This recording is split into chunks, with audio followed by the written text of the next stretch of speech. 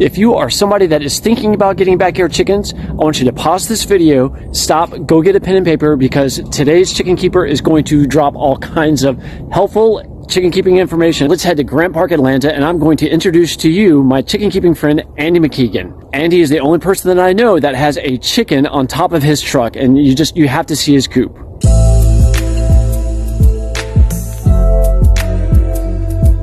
I'm Andy McKeegan. I'm a realtor here in the Atlanta area. I've been in real estate for going on 11 years now. I really love chickens. I really enjoy them, and I've actually incorporated the chicken into my real estate business logo and branding. This is my chicken coop in Grant Park, Atlanta. Built this coop in 2019. I've had chickens since 2012. Yeah, let's show you guys around a little bit.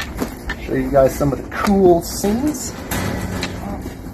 Don't mind the spider webs, it's part of the game. This is the interior of the run. I've got my galvanized steel, 2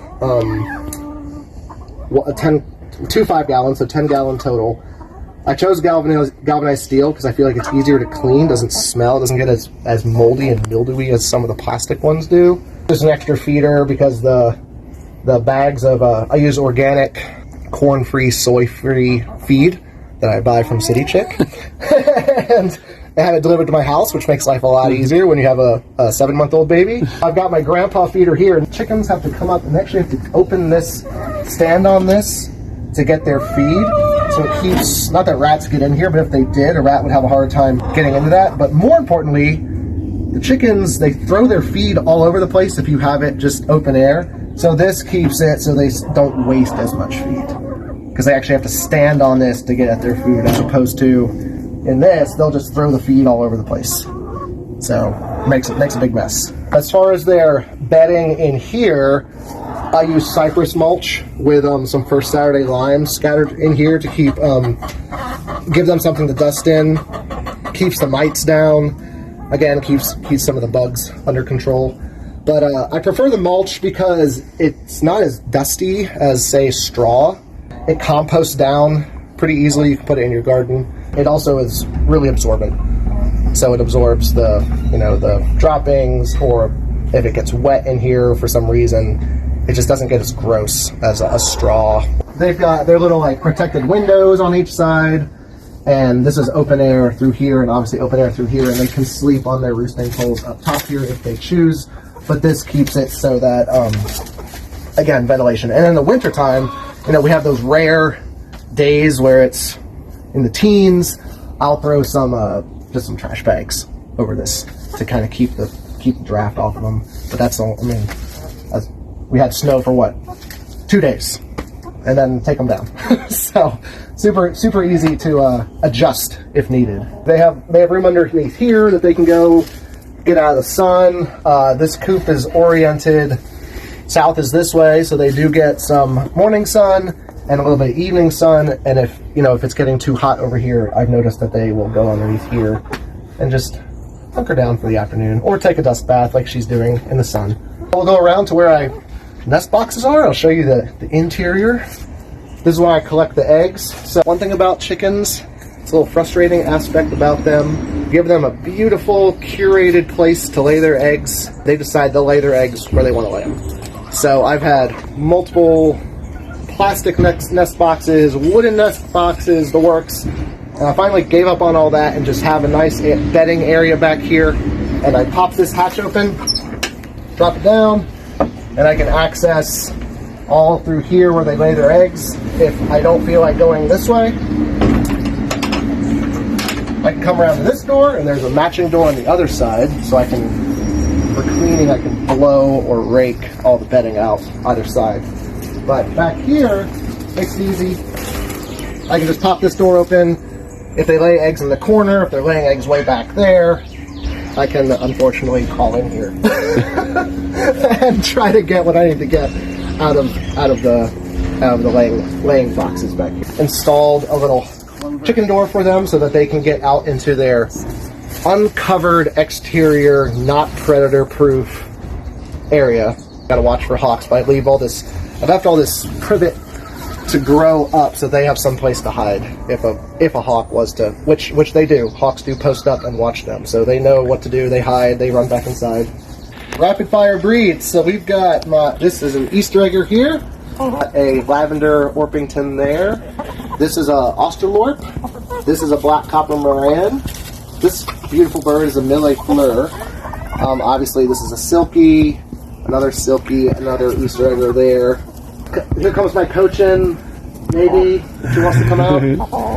And there's other various Easter eggers in here too. This is a heritage breed, but I do not know what she is. I can't remember. So the way I've designed this is it actually has a concrete perimeter around the base that's about 16 inches deep, so rodents can't tunnel underneath of it. And I actually did it so that these hardware cloth these are panels, obviously, between the rodents cannot chew through these, and more importantly, predators have a really hard time getting through that. So your raccoons and things like that can't get through this stuff and try to get to your birds. So I've tried to make it as safe for them as possible. Plank siding, so it's easy to maintain, paint. It doesn't rot. It does eventually start to fail and have to be replaced. This is Atlanta. It's extremely hot in the summer. Winters are pretty mild.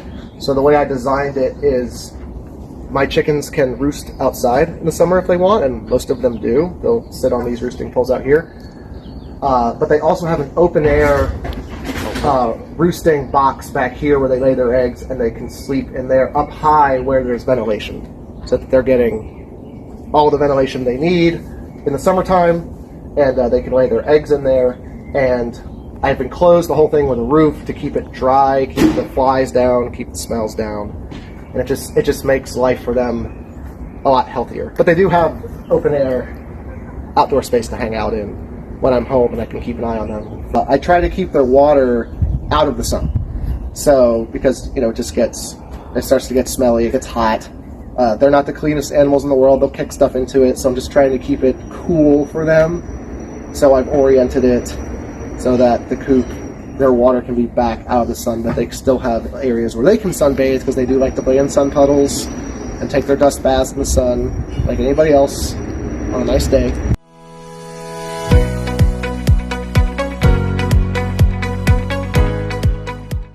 My favorite chicken breed, honestly, is probably the Cochin. They're kind of like Orpingtons. They're like kind of meaty and cute, but they have like really furry feet, and they get to a nice big size. I like the bigger, fuller birds as opposed to some of the scrawny birds. And they're really even temperament, and I like that. You can pick them up. I've had a lot of chickens over the years, and so I've got some least favorite breeds for sure. Not a fan of white leghorns. Those things are super flighty, super skittish, don't want to be handled. They're just kind of jerks. And I've not had good luck with Easter eggers. I also find them to be kind of skittish and flighty. I know they're very popular because of their egg color, but temperament-wise, I'm not a super fan of those. My advice to getting started with chickens is be prepared to, it's not like a goldfish. They are a lot more work than you think. It's very, very rewarding work. It's super fun.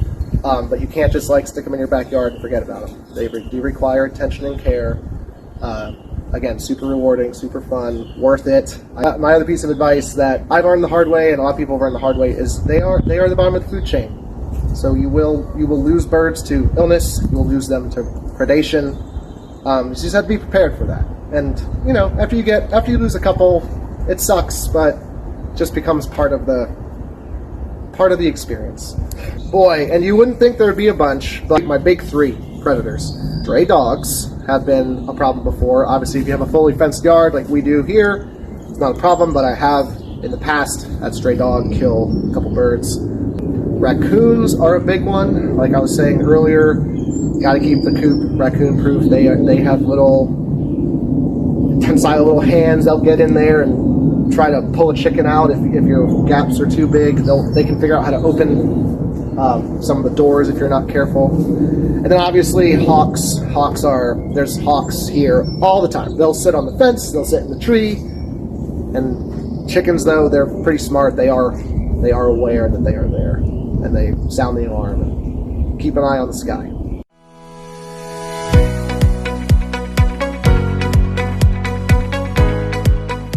Guys, this is my front yard garden. It's out here in the front because the house faces south, and this is where we get all of our sun.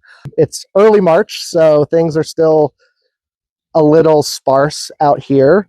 But my wife and I, we actually take our chicken poop and we use it as compost out here. But you can't just throw it on your plants because of the nitrogen content. It's super rich in nitrogen and it'll burn your plants, it'll kill them. So what we usually do is after our fall harvest, and when we thin everything out and take everything out and get the soil turned over, then we put it on there and we turn the soil over and we let it sit all winter long and let that nitrogen dissipate into the soil before we start putting our plants in.